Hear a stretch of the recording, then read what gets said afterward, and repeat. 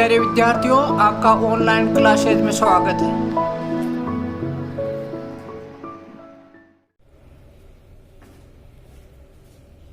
Hello students, welcome to the online live classes. बच्चों, पिछली class में हमने सूत्र जो विकुलन विधि है या फिर विकुलन प्रयोग से हमने व्यवकलन और योगफल ज्ञात करना सीखा था।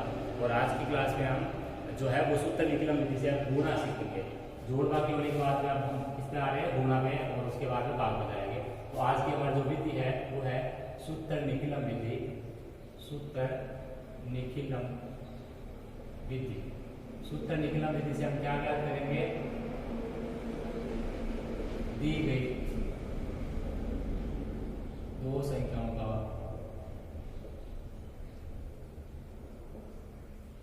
गुणा। सूत्र निखिलम विधि से हम दी गई कोई दो संख्याओं का गुणा करना सीखेंगे। तो सूत्र निखिलम विधि क्या है बच्चों? सूत्र निखिलम जो है वो आपके दो टाइप में बन जाती है। एक होती है आधार विधि, एक होती है उपाधार विधि। इससे हम तीन अंकों तक की संख्या आपके तीन संख्याओं का आपस में गुणा कर सकते हैं। तो यहाँ पर हम गुणा जो कर रहे हैं वो दो संख्याओं का गुणा कर पड़ रहे हैं। तो सूत्र निखिलम विधि में क्या होगा कि आपको जो दो संख्या दी होगी जो गुणा करने वाली, वो आपके किसी न किसी आधार संख्या के नजदीक होगी। अगर आधार संख्या के नजदीक होती है तो विधि हो जाती है आधार विधि, और वही अगर संख्या आधार के नजदीक नहीं है तो हम वहाँ पर प्रयोग करते हैं उपाधार विधि। ठीक है, तो यहाँ पर हमें कैसे पता चलेगा कि दी गई संख्या आधार के नजदीक है तो आधार लगाए, या उपाधार के नजदीक है तो उपाधार लगाए। तो यहाँ पर आपको याद रखना है कि वैदिक गणित में 10, 100, 1000 या फिर आप कह सकते हो 10 व 10 की जो घात की संख्या होती है, 10 की घात में जैसे 10 की घात हो, 10 की घात 3, 10 की घात 3, इस रूप में अगर कोई जो संख्या होती है वैदिक गणित में 10, 100, 1000, 10,000 या 10 व 10 की घात की जो संख्या होती है वो वैदिक गणित में कौन सी संख्या होती है? वो वैदिक गणित में आपकी होती है आधार संख्या। कौन संख्या है? आधार संख्या। वैदिक गणित में आधार संख्या उसी को कहा जाता है जो आपके 10, 100, 1000 इस टाइप की संख्याओं को हम वैदिक गणित में आधार संख्या कहते हैं। तो अगर कोई जो जिन संख्याओं का हमें गुणा करना है वो आपकी इनमें आधार संख्याओं के नजदीक है, जैसे आधार संख्या 10 के नजदीक है, आधार संख्या 100 के नजदीक है, आधार संख्या 1000 के नजदीक है, तो वहां हमें उस कंडीशन में कौन सी विधि लगानी होती है? आधार। कौन सी विधि लगानी होती है बच्चों? आधार विधि। तो यहाँ पर हम उदाहरण लेकर समझते हैं। जैसे हमारा पहला जो एग्जाम्पल है वो है 12 गुणा 13। 12 और 13 को बच्चों हमें गुणा करना है। कौन सी विधि से? सूत्र निखिलम विधि से। तो कह दिया जाए आपको कि ये दो संख्या आपको उनको सूत्र निखिलम विधि से गुणा करना है। तो इसमें थोड़ा सा आपको साइड में संकेत लिखना है, और संकेत में क्या क्या लिखना होता है वो समझिए। संकेत में आपको एक नंबर संकेत हमेशा सूत्र निखिलम में गुणा में जो लिखना होता है वो लिखना होता है आधार। आधार आपका जो मैंने बताया 10, 100, 1000, 10,000 ये संख्या आधार संख्या होती है। तो आपको देखना है दोनों संख्या किसके करीब है? 10 के करीब है, 100 के करीब है, 1000 के करीब है। तो आपको देखने में मालूम चल रहा है कि यहाँ पे संख्या आपके तो आधार 10 के करीब है, तो आधार हमने इनका क्या मान लिया बच्चों? 10।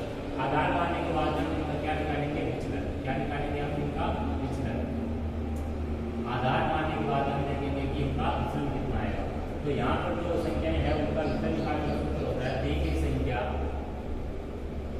संख्या माइनस आधार संख्या। दी गई संख्या में से क्या घटाना बच्चों? आपको आधार संख्या को घटाओगे तो विचलन आएगा। विचलन का मान प्लस का भी आता है, माइनस का भी। जो विचलन धनात्मक होगा उसके हम धनात्मक विचलन कहेंगे, जो विचलन माइनस का होगा उसको हम ऋणात्मक विचलन कहेंगे। तो यहाँ पर जो ए नंबर जो विचलन आएगा, ए नंबर पहली संख्या का विचलन जो आएगा, हमारी जो पहली संख्या उसका जो विचलन आएगा बच्चों वो सूत्र से क्या आएगा? दी गई संख्या 12, उसमें से आधार संख्या हमारा 10 घटाएंगे तो कितना बचेगा? 12 में से 10 घटाएंगे 2 बचेगा। तो 2 हमारा कैसा है? प्लस का 2 में लिखना होगा, प्लस का 2। एक चीज और दिमाग में रखिए कि विचलन में उतने ही आपको अंक रखने जितने आधार में 0। आधार में 1 0 है तो विचलन में 1 अंक रखेंगे। ये मान लीजिए अगर आधार हमारा होता 100 तो आधार में कितने 0 हो गए? 2, और विचलन हमारा था प्लस का 2, तो हम क्या लिखते हैं उसको? प्लस का 0 2 लिखते हैं। क्या लिखते हैं उसको? प्लस का 0 2, क्योंकि आधार में जितने 0 है उतने अंक हमें क्या रखने हैं? विचलन में रखने। उतने अंक हमें कहाँ रखने? विचलन में रखने होंगे। पहली संख्या का विचलन ये है हमारी दूसरी संख्या का विचलन। दूसरी संख्या हमारी कितनी है? दूसरी संख्या आया हमारी 13। 13 का विचलन देखेंगे हम कितना आएगा? तो 13 माइनस 10 कितना आया? प्लस का 3। तो विचलन दोनों हमारे कैसे आए? धनात्मक। जब विचलन बच्चों हमारे दोनों धनात्मक आएंगे या दोनों ऋणात्मक आएंगे तो हमारी ज्यादा दिक्कत आएगी। तो हमारी ज्यादा दिक्कत आएगी नहीं। जब दोनों एक जैसे विचलन आएंगे ना, दोनों विचलन प्लस प्लस या दोनों विचलन माइनस माइनस, तो ज्यादा दिक्कत नहीं आती, लेकिन एक विचलन प्लस दूसरा माइनस, तो उस कंडीशन में थोड़ी सी प्रॉब्लम आती है। तो ये आपको दो चीज समझने की, आधार लिखना है, विचलन निकालना है, आधार लिखना है, विचलन लिखना है। इसके बाद में आपको तीसरा पॉइंट जो है वो लिखना नहीं, वो याद करना है। वो क्या याद करना है कि इसमें दो पक्ष बनाएंगे हम, क्या बनाएंगे, दो पक्ष बनाएंगे। एक होता है हमारा बायां पक्ष, एक होता है हमारा दायां पक्ष। तो दाएं पक्ष को हम दक्षिण पक्ष भी कहते हैं और बाएं पक्ष को वाम पक्ष कहते हैं। तो दक्षिण पक्ष में उतने ही अंक रखने हैं, उतने ही अंक रखने हैं जितने आधार में क्या है, शून्य, जितने आधार में क्या है, शून्य। तो आधार में शून्य का मतलब यहाँ पर दो जगह है, एक तो विचलन में उतने अंक जितने आधार में शून्य, एक दक्षिण पक्ष जो होगा हमारा यहाँ पर जब हम लिखेंगे तो उसमें भी उतने अंक रखने जितने यहाँ पर शून्य है। तो अब हम इस क्वेश्चन को स्टार्ट करते हैं। हमें यहाँ पर दो कॉलम बना लेने होते हैं, एक साइड में संख्या लिखना है, दूसरी साइड में क्या लिखना है बच्चों, विचलन। एक साइड में संख्या, दूसरी साइड में विचलन। संख्या हमारी 1 से 12 है, दूसरी हमारी इसके नीचे हम लिखेंगे दूसरी संख्या 13। 12 के सामने उसका विचलन देखिए, पहली संख्या जो है उसका विचलन, यहाँ पर पहली संख्या 12 का विचलन, दूसरी संख्या 13 कर लीजिए आप, 13 का विचलन। दूसरी संख्या जो आपके बच्चों को 13 है, 13 का विचलन। तो पहली संख्या 12, 12 का विचलन कितना है, प्लस का 2। दूसरी संख्या 13, 13 का विचलन कितना है, प्लस का 3। अब आपको क्या करना है, एक लाइन खींचनी है लंबी, और अब आपको यहाँ पर थोड़ा क्रॉस का चिन्ह लगाना है। क्रॉस का चिन्ह क्यों, इसलिए क्योंकि 12 के साथ हम लिखेंगे तो या तो +3 लेंगे, या 13 के साथ लिखेंगे तो +2। किस पक्ष में, दो पक्ष बनाएंगे नीचे, एक होगा हमारा ये वाम पक्ष और एक होगा हमारा ये दक्षिण पक्ष। कौन सा पक्ष हो जाएगा, दक्षिण पक्ष। वाम पक्ष में हमें क्या लिखना होता है, इनमें से कोई एक संख्या, मान लीजिए आप 12 ले रहे हो, तो 12 के साथ हम दूसरे को कौन सा लिखेंगे, जो क्रॉस में दिख रहा है, +3। या अगर आपको 12 नहीं लेना, आपको 13 लेना है, तो 13 के साथ में क्रॉस कौन से के साथ दिख रहा है, +2। आप इन दोनों में से कोई सा भी ले सकते हो, ये वाम पक्ष हो गया, ये दक्षिण पक्ष हो गया, ये दायां पक्ष। दाएं पक्ष में क्या लिखना होता है, दोनों विचलनों का गुणनफल, दोनों विचलन का गुणनफल। दाएं पक्ष में क्या लिखना है, दोनों विचलनों का गुणनफल। दोनों विचलन, एक तो प्लस का 2 है, एक प्लस का 3। या करके आपको लिखना है 12 में 3 जोड़ो चाहे 13 में 2 जोड़ो, कितना आया बच्चों 15। +2 को +3 से गुणा करोगे तो कितना आएगा, 6। अब अगर +2 +3 गुणाओगे तो भी 6 आएगा, -2 -3 गुणाओगे तो भी 6 आएगा। 6 आने के बाद में आपको क्या करना है, इसमें ध्यान ये रखना है कि 6 आने के बाद में ये दिमाग में रखना है कि यहाँ पर उतने ही अंक रखने हैं जितने आधार में शून्य है, और आधार में कितना शून्य है, 1 शून्य, इसलिए इसमें 1 ही अंक रखना है। अगर मान लीजिए ये बन जाता आपका 16 बन जाता, तो आप क्या करते हैं कि 1 ही अंक रखना, वो अंक जो रखना है वो आपका इकाई वाला होगा, और जो दूसरा अंक होगा वो आगे जाकर इसमें अगले में क्या हो जाएगा, जुड़ जाएगा, और यहाँ 1 अंक रह जाएगा। तो 15 + 1 यहाँ 16 हो जाएगा, और ये 6। फिर ये बीच में जो आपका या का चिन्ह या ऑब्लिक की लाइन है उसको हटा देते हैं, तो आंसर जो हमारा वो होता है वो हटाने के बाद में जो बनता है उसी को हम आंसर मान लेते हैं। तो यहाँ पर हमारा 6 बचा है, तो या हम इसको लिख सकते हैं ऑब्लिक की लाइन हटा के 156। तो हम लिख सकते हैं अतः 12 × 13 बराबर कितना, 156। इस टाइप से हमें वैदिक विधि से, सूत्र निकलम विधि से 12 और 13 का गुणनफल कितना प्राप्त हुआ, 156 प्राप्त हुआ। तो ये आपके सूत्र निकलम विधि से गुणा।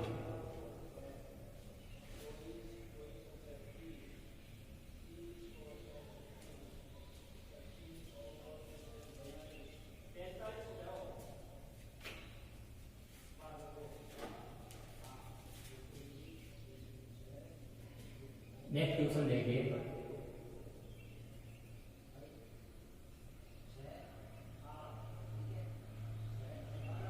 तेरह को 15 से गुणा करना आपको।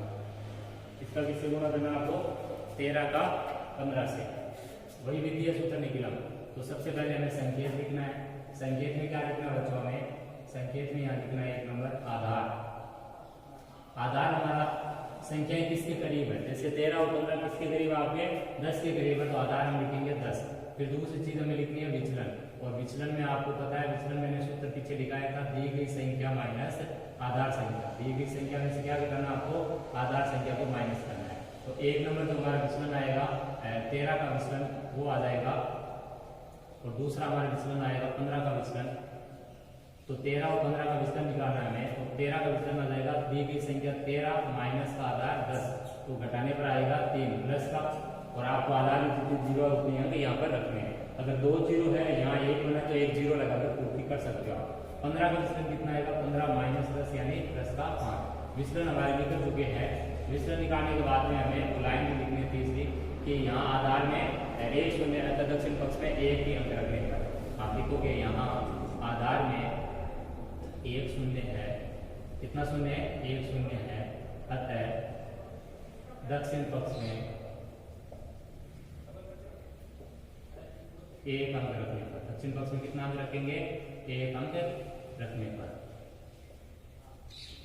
अब हमें स्टार्ट करना है क्वेश्चन को। एक साइड में हमें संख्या लिखनी है बच्चों और दूसरी साइड में हमें क्या लिखना है, उसका विचलन, संख्या और विचलन। संख्या हमारी 13 है, 13 के सामने उसका विचलन कितना है, प्लस का 3। दूसरी संख्या 15 है, उसके सामने उसका विचलन कितना है, प्लस का 5। एक लाइन खींचिए और यहाँ पर क्रॉस लगा दीजिए। क्या लगा दीजिए, क्रॉस। अब इसका मतलब है कि या तो आपको यहाँ पर 13 में उसके सामने प्लस 5 वाला लेना है, या अगर आप इस चीज को नहीं लेके 15 लेते हो तो 15 प्लस 3 ले सकते हो। यहाँ उतनी की लाइन है, वाम पक्ष कहलाता है, ये दक्षिण पक्ष। और दक्षिण पक्ष में उतने अंक रखने हैं जितने यहाँ पर आधार में शून्य है। इन दोनों का आपस में गुणा है तो ये बन जाएगा आपका 13 प्लस 5 के 18 और 15 प्लस 3 के 18। यहाँ दोनों का आपस में गुणा कितना आएगा बच्चों, सेम है तो आपकी दिक्कत नहीं आएगी। प्लस प्लस है तो प्लस का उत्तर बनेगा, माइनस माइनस को उत्तर प्लस का। प्लस माइनस उत्तर में यहाँ लिखना नहीं है। 5 गुना 3 आपका 15 बना। लेकिन अब दिक्कत ये है कि यहाँ पर मैंने लिख रखा कि आधार में एक शून्य है, दक्षिण पक्ष में एक अंक। तो ये आपका जो दक्षिण पक्ष है इधर वाला, ये आपका दक्षिण पक्ष है और ये आपका कौन सा पक्ष है, ये वाम पक्ष है। तो आपको दक्षिण पक्ष में ध्यान रखना कितने शून्य अंक रखेंगे, जितने आधार में 0 है। आधार में 1 0 है, यहाँ पर एक अंक रखेंगे और वो कौन सा रखेंगे, 5। एक को इधर अपने भेज देंगे तो एक इधर आकर इसके साथ में क्या हो जाएगा, जुड़ जाएगा। एक इधर आकर क्या हो जाएगा बच्चों, जुड़ जाएगा। यहाँ पर 5 को रखना है, इनका 1 को रखना है, दाई अंक को आपको इधर भेजना है तो दाई अंक इधर आकर क्या हो जाएगा, जुड़ जाएगा। 18 प्लस 1 कितना हो जाएगा, 19। और 19 ओब्लिक यहाँ पर कितना आ गया, 5। अर्थात 19 ओब्लिक 5 बराबर ओब्लिक की लाइन हटा दिया तो कितना आ गया, 195। तो तब 13 गुना 15 बराबर आपको कितना आ गया आंसर, 195। इस टाइप से हमें 13 और 15 का जो गुणनफल है बच्चों वो कितना प्राप्त हुआ है, 195 प्राप्त हुआ है। नेक्स्ट क्वेश्चन देखिए।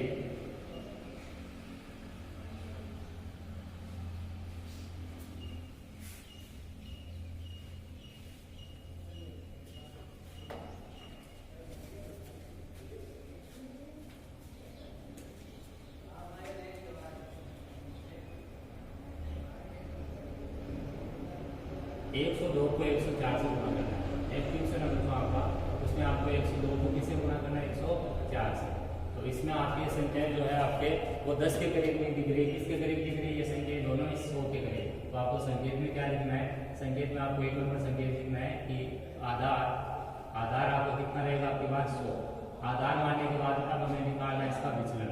विचलन हमारा धनात्मक भी होता है, ऋणात्मक। विचलन निकालने का सूत्र होता है दी गई संख्या माइनस आधार संख्या। दी गई संख्या में से कितना घटाना, हमेशा ही आधार संख्या। तो एक नंबर हमारा जो विचलन है वो हम मान लेते हैं 102 का। तो 102 का जो हमारा विचलन आएगा वो 102 माइनस 100। 102 में से जब 100 को घटाएंगे तो 2 बचेगा और किसका बचेगा, प्लस का। लेकिन विचलन लिखते तुरंत ही दिमाग में ये रखना है कि आधार कितना माना था, आधार 100 माना था। आधार में कितने 0 है, 2 0 है। तो विचलन में कितने अंक चाहिए, विचलन में 2 अंक चाहिए। 2 अंक नहीं है तो क्या लगा के पूर्ति करनी, शून्य लगा के पूर्ति करनी। बी है हमारा 104 का विचलन। किसका विचलन बच्चों, 104 का विचलन। तो 104 में से 100 माइनस करेंगे तो कितना आ जाएगा, प्लस का 4 आएगा। लेकिन ये भी 2 अंक का बनाने के लिए 0 4। अब आपको थर्ड नंबर जो लिखना वो है कि आपका दक्षिण पक्ष में आपको उतने ही अंक रखने जितने आधार में शून्य है। तो हम लिखेंगे कि यहाँ आधार में 2 शून्य है। कितने शून्य है, आधार में 2 शून्य है। अतः दक्षिण पक्ष में 2 अंक रखें। कितने अंक रखने पर, दक्षिण पक्ष में 2 अंक रखने पर।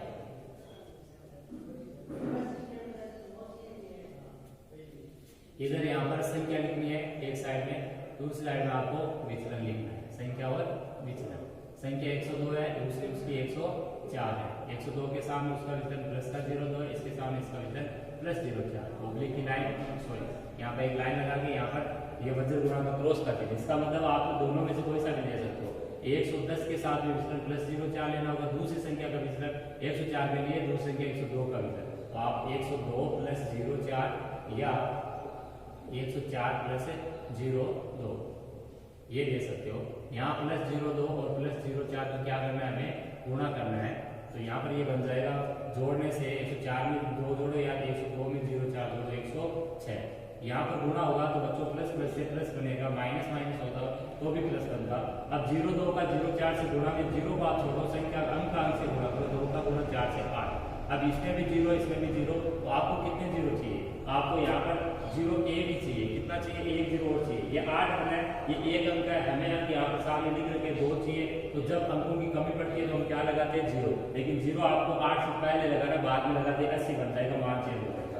अब आपको 0 लगा ले, ये अंक की पूर्ति होगी। यहाँ 2 अंक प्रभावी है, यहाँ पर ये सारा मान है वो प्लस का है। तो अब आप क्या कर सकते हो, इस ओवरी की लाइन को हटा सकते हो। तो आपका उत्तर कितना बनेगा, 10608। यानी अर्थात 102 को 104 से जब हम गुणा करेंगे तो कितना आएगा, 10,608। ये हमारा इस ट्यूशन का आंसर है। और यही हम नॉर्मल गुणा करते हैं तो वहां से भी यही प्राप्त होगा। तो ये है बच्चों आपके सूत्र निकलम विधि से गुणा। बाकी जो ट्यूशन बच गया उनको हम नेक्स्ट क्लास में डील करेंगे। तो आज की इस क्लास को यहीं पर विराम देते हैं। धन्यवाद।